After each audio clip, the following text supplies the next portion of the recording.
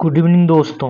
आज है 12 नवंबर और आज हम लोग एडिटोरिया के अंतर्गत देखेंगे भारत छोड़ो आंदोलन बिहार के संदर्भ में।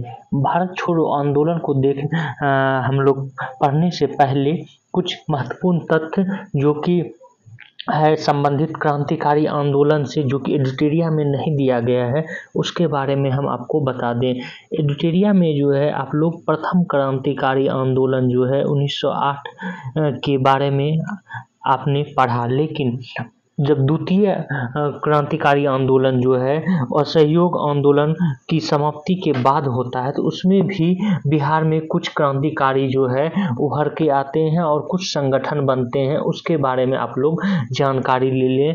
उसके बारे में आपको बता दें कि 1913 में जो है ये हालांकि प्रथम क्रांतिकारी आंदोलन से जुड़ा हुआ ही है, अनुशीलन समिति की स्थापना अनुशीलन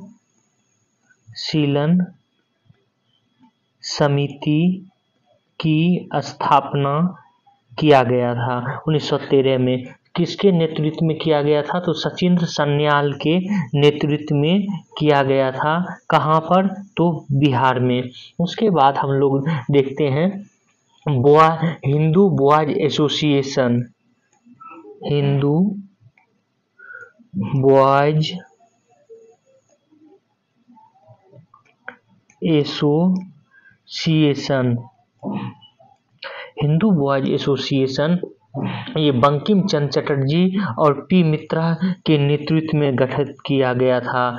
बी.सी. चटर्जी और पी मित्रा, इनके नेतृत्व में इसका गठन किया गया था बिहार में ही। उसके बाद हम लोग देखते हैं और एक और संगठन है जो कि क्रांतिकारी से संबंधित था बिहार में, वो है पटना युवक संघ। पटना युवक संघ, इसकी स्थापना 1927 में हुई थी और इसकी स्थापना जो है मनिंद्र नारायण राय द्वारा किया गया था। वहीं पर बिहारी युवक संघ, इसकी स्थापना 1928 में किया गया था। बिहारी युवक संघ, इसकी स्थापना 1928 में किया गया था और ये मोतिहारी में किया गया था। कहाँ पर? मोतिहारी में। इसके बाद जो है एक और संगठन बना था पाटलिपुत्र युवक संघ। क्या नाम था? पाटलिपुत्र युवक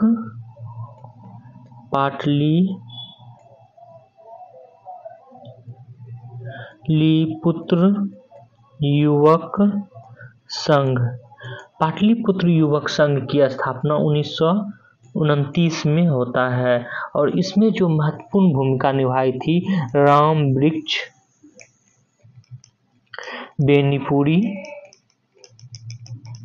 और साथ ही साथ अंबिका कांत सिंह, ये दो व्यक्ति ने पाटलिपुत्र युवक संघ में अपनी महत्वपूर्ण भूमिका निभाई। और इसी समय जो है एक पत्रिका भी निकाला गया युवक, और ये पत्रिका जो है मासिक पत्रिका थी, ये भी ध्यान में रखेंगे। युवक पत्रिका निकाला गया और ये मासिक पत्रिका थी और ये पटना से निकाला गया था। कहाँ से? पटना से। ये जरूर ध्यान में रखेंगे कि युवक पत्रिका कहाँ से निकाला गया। तो ये जो है जितने भी थे ये क्रांतिकारी घटनाओं से संबंधित कुछ संगठन थे जिसको कि बनाया गया था एक कम्युनिस्ट विचारधारा से संबंधित जितने भी लोग थे, जैसे राम वृक्ष बेनीपुरी हुए, अंबिका कांत सिंह हुए, ये सब जो है इन्होंने बनाया था। तो ये आपको एडिटोरिया में नहीं है, तो ये आपको याद कर रखना है और या तो कॉपी कर लेना है। अब चलिए हम लोग स्टार्ट करते हैं भारत छोड़ो आंदोलन। जैसा कि हम कल वीडियो में बता चुके हैं कि 1935 का अधिनियम आया 1937 में जो है चुनाव होता है। चुनाव के बाद जो है प्रधानमंत्री बनते हैं बिहार में, और चूंकि उस समय प्रधानमंत्री कहा जाता था बिहार के जो प्रमुख हुआ करते थे। उसके बाद जो है पुनः क्या होता है कि द्वितीय विश्व युद्ध 1939 में प्रारंभ हो जाता है, और भारत को जो है जबरदस्ती द्वितीय विश्व युद्ध में शामिल कर लिया जाता है। कांग्रेस जो है इसका बहिष्कार करता है। इसके बावजूद जो है जब युद्ध जो है आगे बढ़ता है, और ऐसी संभावना रहती है कि अब जो है जापान भारत के नॉर्थ ईस्ट क्षेत्र में आ चुका है, और इन सब घटनाक्रम के चलते भारत में जो है एक आंदोलन छेड़ने की बात होती है, और वो आंदोलन था भारत छोड़ो आंदोलन। और इसी बीच में एक मिशन भी आता है, क्रिप्स मिशन, की भारत से जो है तारतम्यता बिठाया जाए, लेकिन क्रिप्स मिशन असफल रहता है। तब जो है राष्ट्र स्तर पर 8 अगस्त 1942 को कांग्रेस द्वारा भारत छोड़ो आंदोलन प्रारंभ किया जाता है, और इसी आंदोलन में भारत छोड़ो आंदोलन के समय ही गांधी जी ने करो या मरो का नारा दिया था। 9 अगस्त को कांग्रेस के प्रमुख नेताओं को गिरफ्तार कर लिया गया। बिहार में राजेंद्र प्रसाद को गिरफ्तार कर बांकीपुर जेल भेज दिया गया। ये प्रश्न पूछा भी गया है कि भारत छोड़ो आंदोलन के समय राजेंद्र प्रसाद को किस जेल में रखा गया था, तो बांकीपुर जेल में रखा गया था। ये आप लोग याद रखेंगे। बलदेव सहाय ने अंग्रेजों द्वारा कांग्रेस के प्रमुख नेताओं की गिरफ्तारी के विरोध में महाधिवक्ता के पद से इस्तीफा दे दिया। 11 अगस्त 1942 को बिहार के विद्यार्थियों ने सचिवालय भवन के सामने जुलूस के साथ मुख्य इमारत पर झंडा फहराने का प्रयास किया। कब? 11 अगस्त 1942 को। पटना के तत्कालीन जिलाधिकारी WG आर्चर के आदेश पर पुलिस ने गोली चलाई, और 7 छात्र गोलीकांड में शहीद हो गए तथा अनेक छात्र गंभीर रूप से घायल हुए। तो इस डीएम का जो है जिलाधिकारी का नाम आप लोग जरूर याद रखेंगे। जब 7 पटना गोलीकांड के जो है 7 विद्यार्थियों का नाम आता है, तो इसका नाम भी पूछा जा सकता है। और ये 7 विद्यार्थी कौन कौन थे ये भी आप लोग ध्यान में रखना है। उमाकांत सिन्हा जो है ये सारण से थे, ये भी याद रखना है। उसके बाद रामानंद सिंह, ये जो है पटना से थे। सतीश प्रसाद झा जो है ये खड़हरा से थे। खड़हरा जो है वर्तमान में बांका में पड़ता है, लेकिन आपको ऑप्शन में भागलपुर भी देखने को मिल सकता है, तो भागलपुर भी याद रखेंगे। भागलपुर सतीश प्रसाद झा। राजेंद्र सिंह जो है ये सारण से। और राम गोविंद सिंह ये पटना से थे, और पटना के 10 रथा से थे। वहीं देवीपद चौधरी जो है ये जमालपुर से थे। जमालपुर जो कि मुंगेर डिस्ट्रिक्ट में पड़ता है। उसके बाद जगपति कुमार जो है ये औरंगाबाद से थे। कहाँ से? औरंगाबाद से थे। तो ये 7 शहीद कहाँ से थे ये मिलान करने के लिए पूछा जा सकता है, तो आप लोग ध्यान में रखेंगे। और ये कांड 11 अगस्त 1942 को होता है, और इसी के इस स्मारक में इन 7 शहीदों के लिए जो है एक स्मारक बनाया गया। इस 7 शहीद स्मारक स्थापित किया गया। कहाँ पर? सचिवालय के पास। अभी वर्तमान में भी ये अवस्थित है। इसका शिलान्यास बिहार के प्रथम राज्यपाल जयराम दास दौलतराम ने किया, जबकि औपचारिक अनावरण देश के प्रथम राष्ट्रपति डॉक्टर राजेंद्र प्रसाद ने 1956 में किया। 12 अगस्त 1942 को सचिवालय गोलीकांड के विरोध में पटना में पूर्ण हड़ताल रही। भारत छोड़ो आंदोलन के दौरान नेपाल में आजाद दस्ता का अखिल भारतीय केंद्र संगठित हुआ। आजाद दस्ता के बारे में आपको बता दें कि आजाद दस्ता की स्थापना जो है 1943 में किया गया, और ये किसके नेतृत्व में किया गया? तो जयप्रकाश नारायण ने आजाद दस्ता का गठन किया और इसका गठन सरकार के विरुद्ध तोड़फोड़ की कार्रवाई, संचार साधनों को नष्ट करने आदि के उद्देश्य से किया गया था। आजाद दस्ता के संस्थापक जयप्रकाश नारायण थे। उन्हें गिरफ्तार कर हजारीबाग जेल में रखा गया था।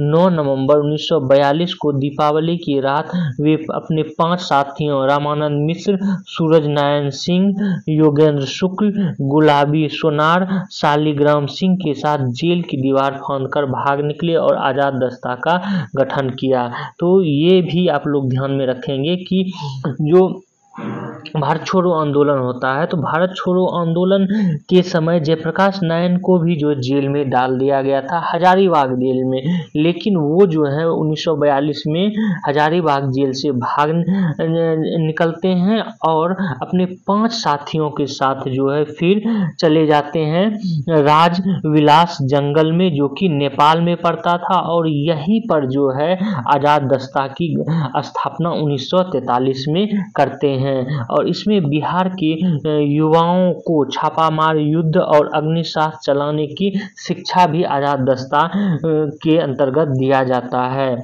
इसके निर्देशक सरदार नित्यानंद सिंह थे, ये भी आप लोग ध्यान में रखेंगे। आगे आपको बता दें आजाद दस्ता के बारे में कि आजाद दस्ता में जयप्रकाश नारायण के साथ राम मनोहर लोहिया, अरुणा आसफ अली, सूरज नारायण सिंह, योगेंद्र शुक्ल, रामानंद मिश्र, अच्युत पटवर्धन आदि समाजवादी नेता शामिल थे। आजाद दस्ता के रेडियो प्रसार का दायित्व राम मनोहर लोहिया के पास जो है था। 1943 के मध्य तक सभी प्रमुख नेताओं को गिरफ्तार कर लिया गया अतः आजाद दस्ता का प्रयास जो है धीरे धीरे क्या होता है, शिथिल पड़ जाता है। आजाद दस्ता के बारे में ये भी बता दें कि दस्ता का मुख्य रूप से छात्रों, स्कूली शिक्षकों, राजनीतिक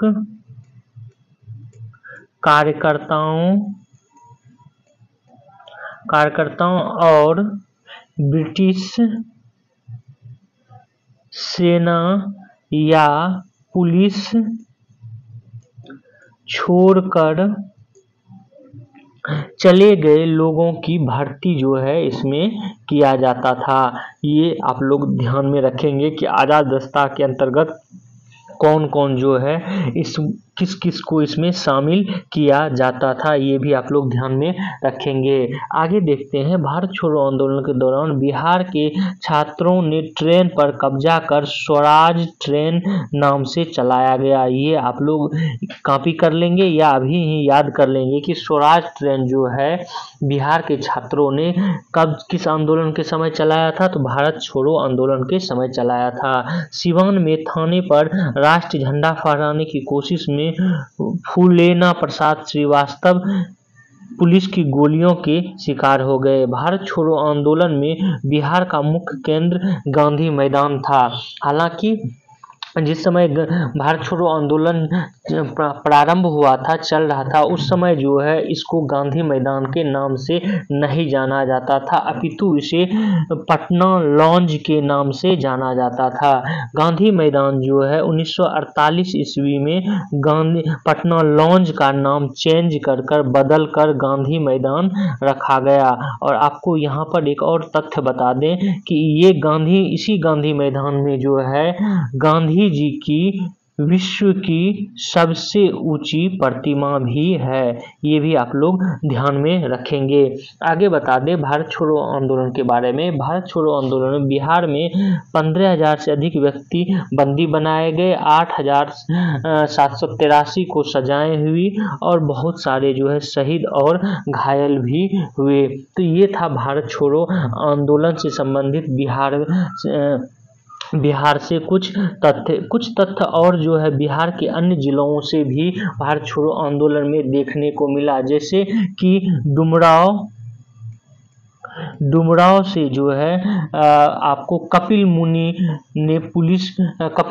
को पुलिस ने गोली मार दी थी। तो डुमराव से कपिल मुनि संबंधित थे, ये आपको याद रखना है। कपिल मुनि भारत छोड़ो आंदोलन में डुमराव से संबंधित थे। वहीं ध्रुव कुमार ये कटिहार से संबंधित थे, जिन्हें की गोली मार दी गई थी भारत छोड़ो आंदोलन के समय, जब ये थाना पे जो है पुलिस थाना पर झंडोत्तोलन करना चाह रहे थे उस समय। वहीं पर जो है आप देखेंगे सारण में जगलाल चौधरी, सारण में जगलाल चौधरी, इनका भी नाम आता है। तो ये नाम जो है आपको मिलान करने के लिए पूछा जा सकता है, तो ये एक जगह जो है आप लोग कॉपी कर लेंगे। चलिए आगे देखते हैं। आगे है बिहार का पृथक राज्य का गठन। हालांकि बिहार का पृथक राज्य का गठन जो है ये प्रारंभ इसकी मांग होती है 1894 से और पूर्ण होता है 1912 में, लेकिन इसको जो है अलग कर दिया गया है डाटा। तो हम लोग एक बार इसको देख लेते हैं। पृथक बिहार राज्य के गठन का श्रेय जो है सच्चिदानंद सिन्हा को जाता है। इसके बारे में भी प्रश्न पूछा गया है कि पृथक बिहार राज्य के गठन में जो महती भूमिका किसने अदा की थी, तो सच्चिदानंद सिन्हा ने। उन्होंने महेश नारायण, श्री कृष्ण सहाय, नंद किशोर लाल के साथ मिलकर 1894 ईस्वी में पटना से बिहार टाइम्स, बिहार समाचार पत्र निकालना प्रारंभ किया था। बिहार टाइम्स के मुख्य संपादक महेश नारायण थे। इस समाचार पत्र ने पृथक बिहार राज्य के गठन में महत्वपूर्ण भूमिका अदा की थी। 1908 में बिहार प्रादेशिक कांग्रेस कमेटी का गठन हुआ। बिहार प्रादेशिक कांग्रेस कमेटी के प्रथम अध्यक्ष अली हसन इमाम थे। बिहार प्रादेशिक सम्मेलन का प्रथम अधिवेशन 1908 में पटना में हुआ था। इसमें पृथक बिहार के निर्माण की मांग को सर्वसम्मति से पारित किया गया था। इसका दूसरा अधिवेशन 1909 में भागलपुर में हुआ और इसमें पुनः जो है पृथक बिहार की मांग को दोहराया गया। 1911 में केंद्रीय विधान परिषद में सच्चिदानंद सिन्हा और मोहम्मद अली ने बंगाल एवं बिहार के विभाजन का प्रस्ताव जो है पेश किया था। 12 दिसंबर 1911 को दिल्ली में आयोजित शाही दरबार में बिहार और उड़ीसा के क्षेत्र को बंगाल से पृथक एक नए प्रांत के रूप में गठित करने की घोषणा की गई। इसके बारे में हम पहले भी चर्चा कर चुके हैं और पुनः जो है क्या होता है कि 1912 में पूर्णतः बिहार एक राज्य के रूप में बंगाल से अलग होकर बनाया जाता है। और उस समय जो है बिहार 1912 में बिहार के अंतर्गत वर्तमान बिहार, झारखंड और ओडिशा, ये तीन राज्य जो है मिले हुए थे।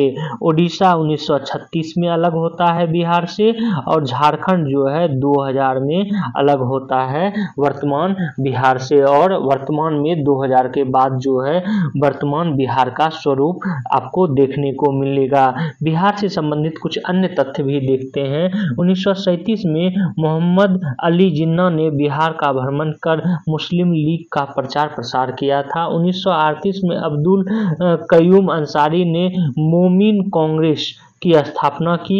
उन्होंने कांग्रेस के प्रति स्वामी भक्ति रखते हुए बिहार में मुस्लिम लीग के प्रभाव को कम करने का प्रयास किया। 1938 ईस्वी में आदिवासी महासभा का गठन हुआ। इसके अध्यक्ष थियोडोर सुरेन थे।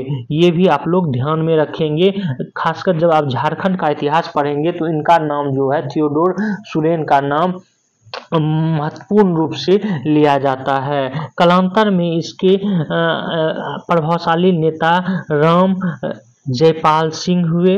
बिहार में स्वतंत्र था। आंदोलन के क्रम में बिहार की महिलाओं ने भी बढ़ चढ़कर भूमिका निभाई। इन महिलाओं में प्रभावती देवी, श्रीमती शैलबाला राय, श्रीमती हसन इमाम, सरस्वती देवी, साधना देवी, विंध्यवासिनी देवी, श्रीमती कुसुम कुमारी, श्रीमती राजवंशी देवी, भगवती देवी आदि का नाम प्रमुखता से लिया जाता है। आशा सहाय, जो कि 1943 में सुभाष चंद्र बोस की आजाद हिंद फौज में शामिल हुई। 1946 में जापान से स्वदेश लौटकर उन्होंने महिलाओं को हथियार चलाने का प्रशिक्षण भी दिया। तो आशा सहाय जो आजाद हिंद फौज में शामिल होने वाली महिला थी, जो कि बिहार से संबंधित थी। गोविंदपुर के श्री नरसिंह गोप की पत्नी श्रीमती जिरियावती देवी 16 अंग्रेज सिपाहियों को गोली मार दी थी। ये गोविंदपुर गांव से संबंधित थी। राष्ट्रीय आंदोलन के प्रसार में बिहार के साहित्यों का भी योगदान था। डॉक्टर राजेंद्र प्रसाद ने चंपारण में महात्मा गांधी एवं खादी का अर्थशास्त्र नामक पुस्तक की रचना की थी। पंडित जगन्नाथ प्रसाद चतुर्वेदी ने भारत की वर्तमान दशा और स्वदेशी आंदोलन पुस्तक की रचना की। राजा साहब ने गांधी टोपी की रचना की और 1906 में श्री कृष्ण सिंह और श्री तेजेश्वर प्रसाद ने बिहार स्टूडेंट कॉन्फ्रेंस की स्थापना की थी। राजेंद्र प्रसाद ने छात्रों के साथ मिलकर कलकत्ता में सर्वेंट ऑफ इंडिया सोसाइटी की स्थापना की। 1916 में तत्कालीन शिक्षा सदस्य सर शंकर नायर ने केंद्रीय विधान परिषद में पटना विश्वविद्यालय विधेयक जो है प्रस्तुत किया था और बाद में जो है पटना विश्वविद्यालय की स्थापना भी आप देखते हैं कि होता है। तो आज जो है हम लोग यहीं तक रखते हैं। उसके बाद जो ऐतिहासिक घटना नज़र है इसको कल देखेंगे और साथ ही साथ एक इम्पोर्टेंट तथ्य आपको बता दें कि बीपीएससी और बिहार से संबंधित जितने भी एग्जाम है उसमें जो है आपको जनजातीय आंदोलन या आदिवासी आंदोलन जो है इससे प्रश्न प्रत्येक साल रहता ही रहता है। तो हम जो है आपको एडिटोरिया से इतर कुछ बुक से जो है आदिवासी विद्रोह के बारे में डिटेल्स में बताएंगे एक वीडियो के रूप में, जो कि 20 से 25 मिनट का होगा। वो आप लोग अपने दोस्तों को जरूर शेयर कर देंगे, उससे बहुत ज़्यादा फायदा खास करके बीपीएससी में होगा। तो आप लोग हमारे इस वीडियो को जो है शेयर करें, सब्सक्राइब करें और बेल आइकन को जरूर दबा लें। Thank you for watching this video.